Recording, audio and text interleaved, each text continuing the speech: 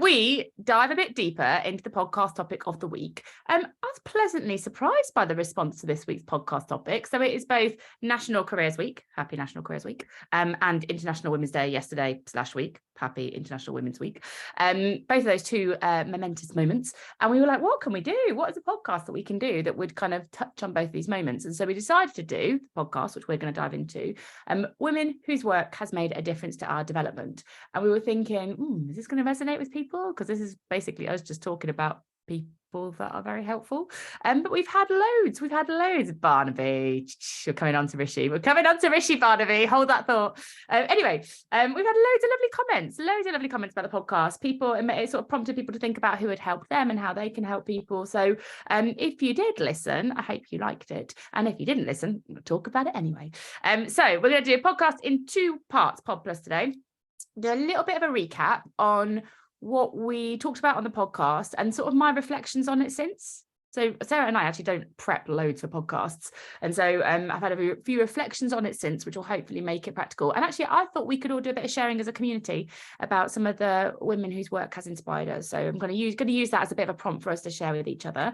And then with Barnaby's little segue, we're going to talk about Rishi Sunak. Well, actually, more importantly, we are going to talk about the women that Sarah and I met at 10 Downing Street yesterday. Dun, dun, dun. And also how on earth we got to go there. Because we thought it was a fake invite, everybody. So I'll tell you the story. Seriously, we thought we called up Sarah, who is here, Sarah Davey and the team, called up the 10 Downing Street switchboard to check that this was not a fake, because I was expecting a link to come to ask for some money, like here's an amazing invite, give us your bank details to find out more. I genuinely thought it was one of those. So anyway, I'll tell you a bit more about that and some of the people that we met yesterday and what I learned from them, so that we can all borrow a bit of brilliance from moments in our own brain and in our own weeks. All good? Oh, good. I also need to finish a few minutes before 9:30 because I'm straight into a session on career resilience. And I won't be very resilient if I don't have at least 2 minutes to breathe. So with all that in mind, I'm going to get my iPad up. I'm hoping this will work. This is what I was sorting out before we got here. Hooray! So we first started talking about, on the podcast, the women who've made a difference to our development, we first started talking about books. So the first kind of topic, and this is, I'll talk about these two very, very briefly, and I thought I could hand over to you to maybe put into chat books that have made a difference to your development, either about women or written by women, kind of to mark the kind of International Women's Day theme. So these were the two that we mentioned. Nice Girls Don't Get the Corner Office. I don't know whether I would advise you to read this book. Okay, but really, it's really weird because this book definitely made a difference to my development, definitely. But I don't know that I'd advise you to read it, because you read it now, and I think it has been updated. I've still got my copy from like over 20 years ago. Is it 20 years ago? Oh no, it's 20 years ago. How old? I was like, how old am I? Yeah, 20 years ago. So I still have like the original one, and it has things in it like, basically, it's 101 mistakes women make with loads of coaching tips. So you get like a survey, like these are all the mistakes you might make, self-assess yourself. And so I've got all of my notes from when I was 22, and I was like self-assessing myself very, very critically, with like notes in the margin about what I need to do differently in my life. I was very critical of myself. And then each one of those comes with loads of coaching tips. So actually, like, really, I love those kind of books that are really, really practical. And so there is a lot in it that I still think is relevant. I talked about on the podcast touchy-feely language.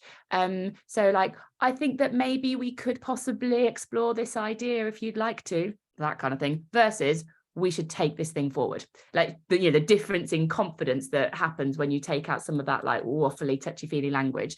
Anyway, there's loads of tips, but there is one that says, don't put your reading glasses around your neck. And I was like, I don't think I've seen anyone do that for a very long time, maybe 20 years. But Amal says that you've read the updated version in 2016. Yes.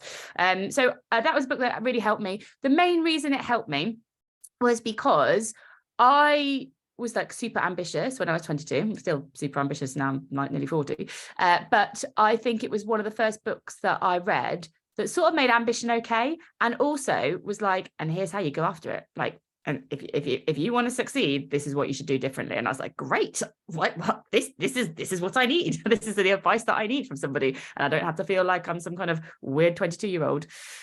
So Sarah talked about quiet, Susan Cain, because Sarah identifies as an introvert, and for a long time in her career she sort of tried on extrovert behaviors, and she found it exhausting, and she was quite self-critical because she wasn't enjoying building her career as a pretend extrovert, but didn't identify with introverts being successful. So she was like, okay, to be successful I need to be an extrovert, but every time I try and be an extrovert I find it exhausting because I'm actually an introvert.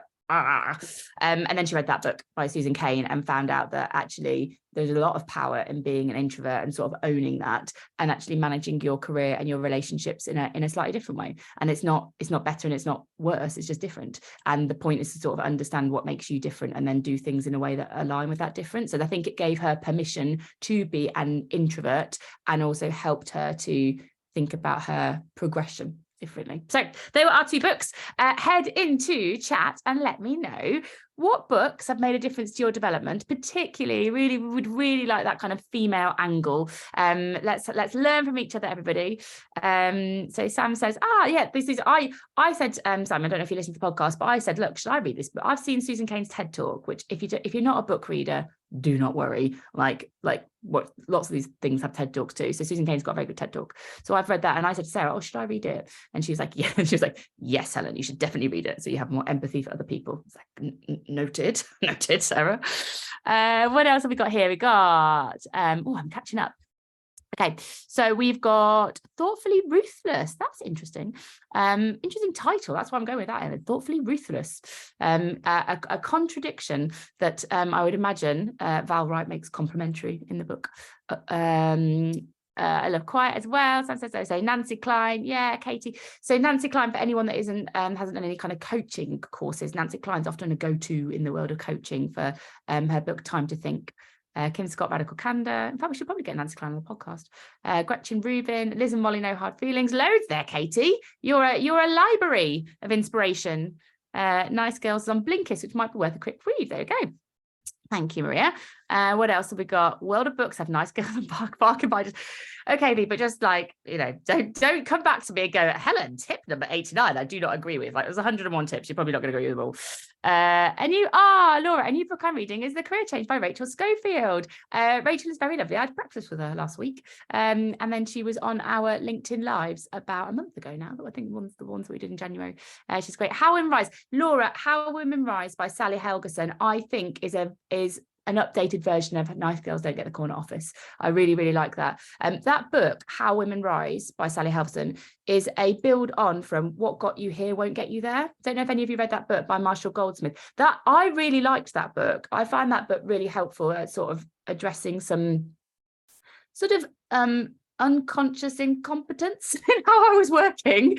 But that book got quite a lot of critique because it was written by a man and apparently was very, I didn't really see this. Maybe I could read it through this filter, but apparently written by a man and came from a very male perspective. So Marshall Goldsmith acknowledged that critique, and then he supported Sally Helgeson with her book, How Women Rise, which I thought was a good way of kind of basically listening, learning and doing something different.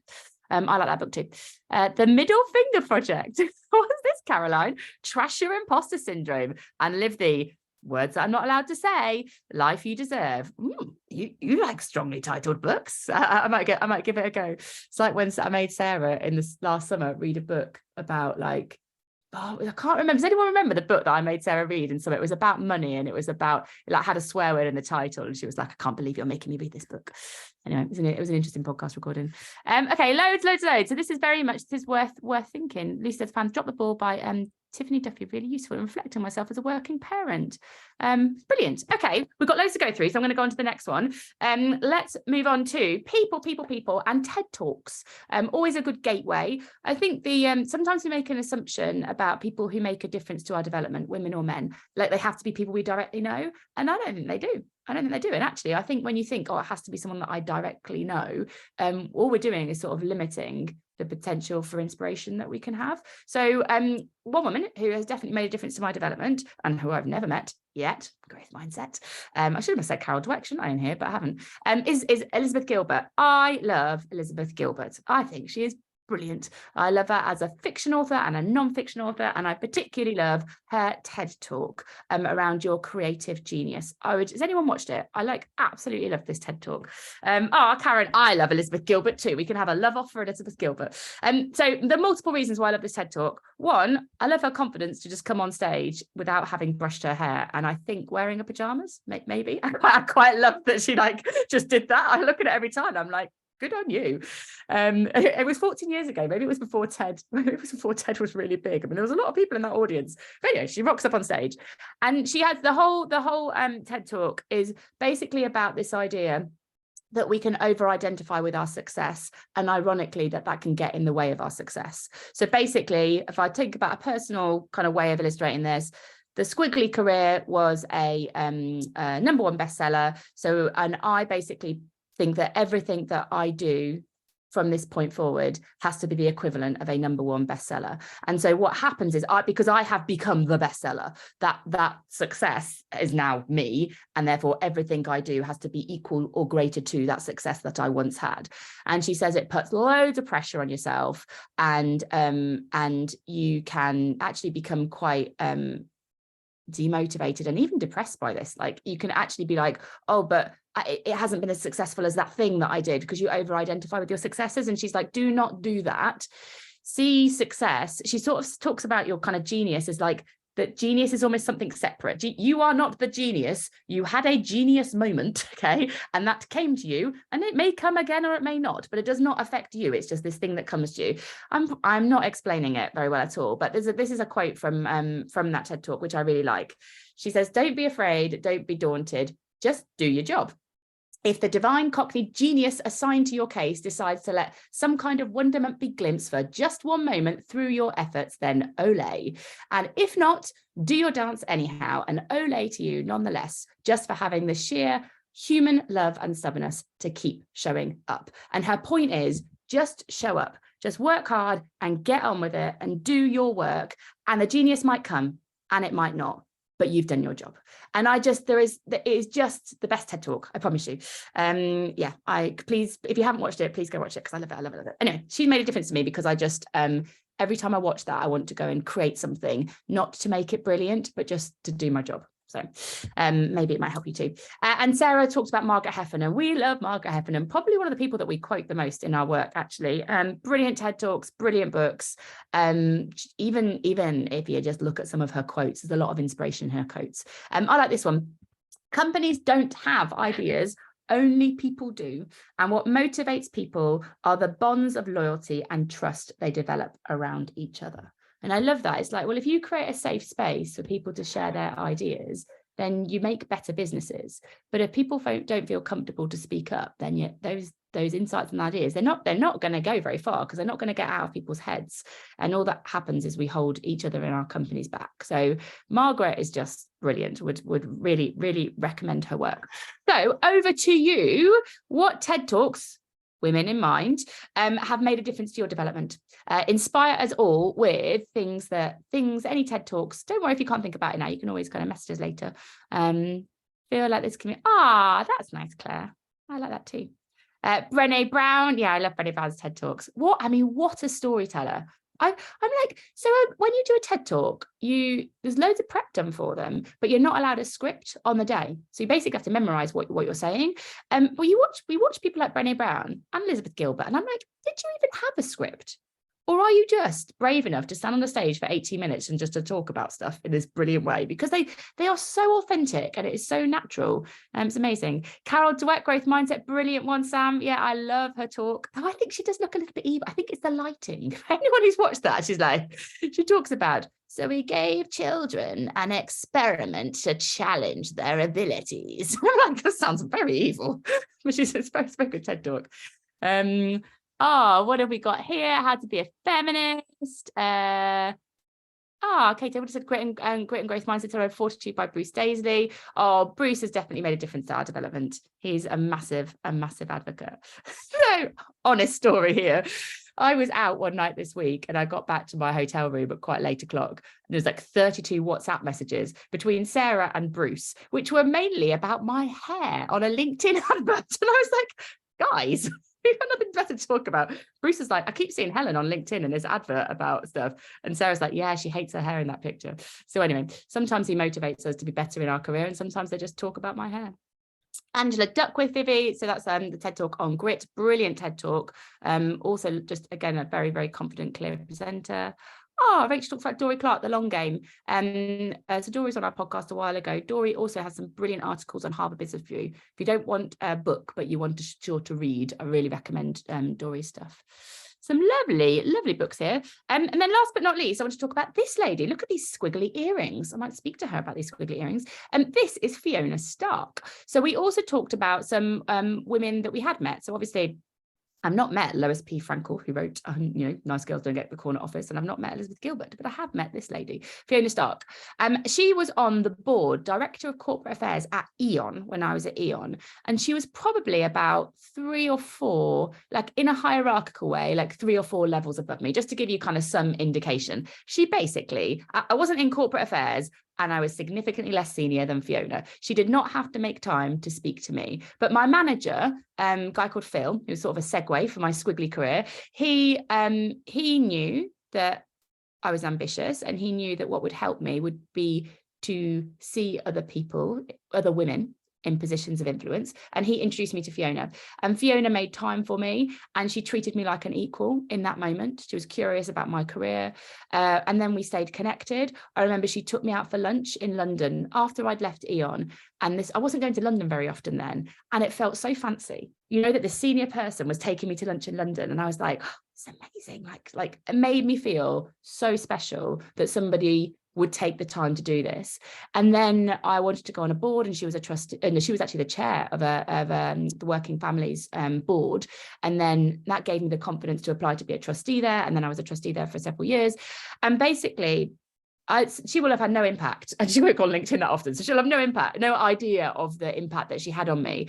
But my learning is that when you are in a position of influence, you can make a really significant impact on someone's development, and it doesn't even have to take a lot. Like, it doesn't even have to be, I'm sponsoring you for a job. It doesn't even have to be that. It can be, I'm making time to talk to you about your career, and I'm treating you as an equal in this conversation. It can be as simple as that. Or it could be, do you want to just grab a coffee and have a chat about what's going on in your world? It could be that. Like, sometimes I think we think about sponsorship as this very significant thing that's quite hard to do. I don't think taking half an hour out of your week to listen to somebody, and maybe it's just that. Maybe it's just feeling like somebody has taken some time to listen to you, who is in a busy role, but they've kind of given you that time. I think sometimes that's all it takes. That lunch, honestly, that lunch made a really big difference to me and my confidence that this could happen. So I think we can all be that person, which leads me on to my next point, and maybe we can share some of yours. What that made me think, I was saying that I've reflected on this quite a lot afterwards. I was thinking, this lift as you climb quote. Have you kind of come across it? Lift as you climb. So the idea that the more senior you get, the more you should bring people below you up with you. And I think it's a nice message. Like, it's a nice message, but it's a bit ladder-like, It's like, when you become more senior, stepping up the ladder, then bring people with you. And I was like, I don't think that just senior people should be doing this. Because then what do? You go, well, if I'm not senior, I'm not the person to lift as I climb. What if I'm not climbing? Am I not lifting? I'm not. I think the intent is nice, but I feel like the impact could be better. And so I think we should support as we squiggle, everybody. So no matter like where, it's not about climbing and becoming more senior, it's recognizing that your experiences could be useful to other people. And I think experiences is broader, like climbing, fine, but it tends to only happen in one direction, and we don't all get to do it. But experiences and squiggling is something that we are all doing. So I think if you kind of think, even this year, what are some squiggly moves that you've made this year?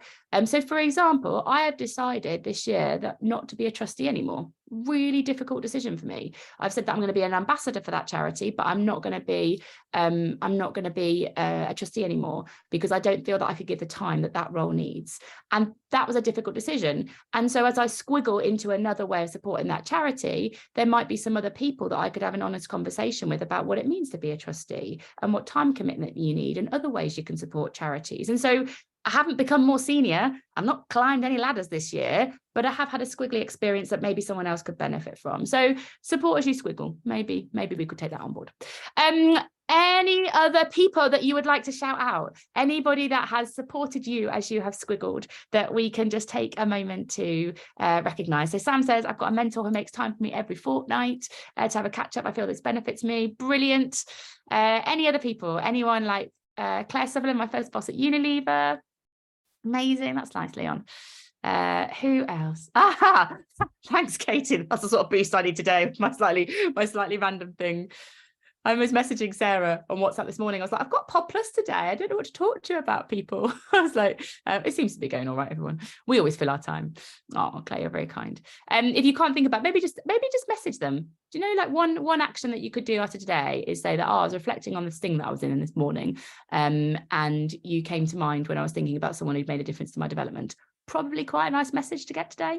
I like this as a quote to the ladder. We should always have 3 friends in our lives: one who walks ahead, who we look up to and follow; one who walks beside us, who is with us every step of our journey; and then one who we reach back for and bring along after we clean the way. From Michelle Obama. Michelle doing the mic drop with that quote. Okay, I'm gonna move us on. Yeah, Claire, I was thinking maybe a LinkedIn post. All right, so I've got a couple of minutes. I said I was going to leave 5 minutes.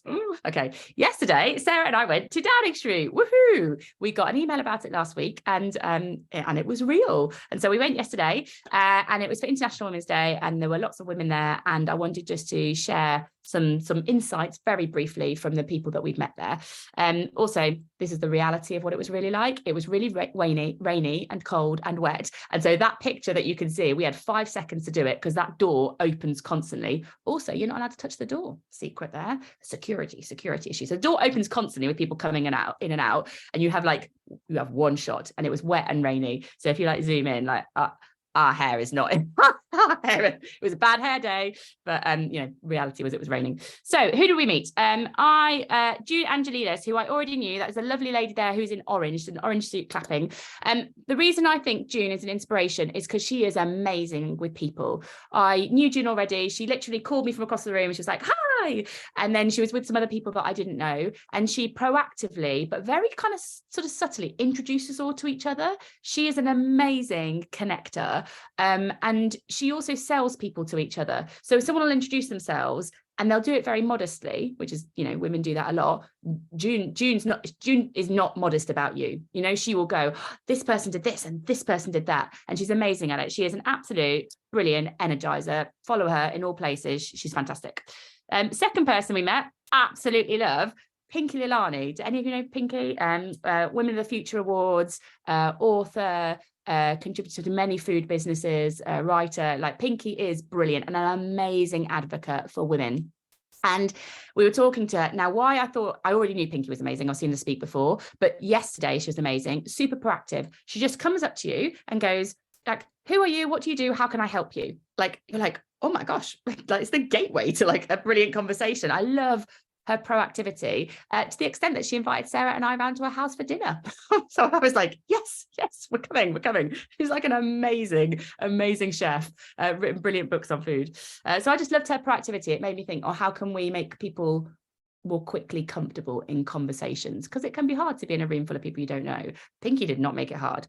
Third one, Alice Williams, brilliant business called Luminary Bakery. What I love about this, so honestly, I'm a bit embarrassed about this.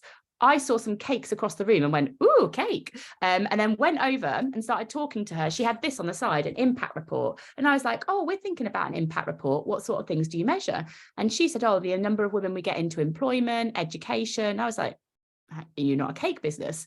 No, they are not a cake business. They are a social impact organization which uses cake as the gateway to people's growth. So I was like, ooh, nice cake. The cake is just a vehicle for employment for people, for education and employment. Amazing business. I've been Googling Alice since then, and she is an inspirational leader who is really, really cool. I mean, the cakes were the cakes were great, but the cake, I said, oh my gosh, this is the Trojan horse to social change. And she was like, yes, I haven't thought it like that before. And then last person, because I haven't got a lot of time, but I could keep going on about this all day. Toby Sarah, who I did not know, but is before yesterday, she came over. I think she heard Sarah at Mice Voices, and she's like, your Squiggly careers. And I was like, Anyway, Toby is has like, follow Toby on Instagram or wherever, and she has a new book out today, called The Blend. It's all about blending being a working parent with your career development, and she's got lots of content and stuff on this as well. So the reason I sort of noted her was just her pride. I think it is brilliant to be proud of your achievements, and her book is coming out today and she was proud, and I think we should recognize pride, we should recognize purpose, we should recognize proactivity, and we should recognize people who champion other people. And that is just a collection of what I saw in a very brief moment yesterday. Whew, that's a lot covered very quickly, everybody. I hope it was helpful. I hope it was useful. Please share with us, because I'd love to learn through you, anyone else who you think we should follow, listen, watch, learn from. Let us know either on LinkedIn or on Instagram. But I'm going to leave it with you today, and I'm going to go very quickly to another session on career resilience. But thank you all for being with us. Happy International Women's Day week and National Careers Week, everybody. Take care.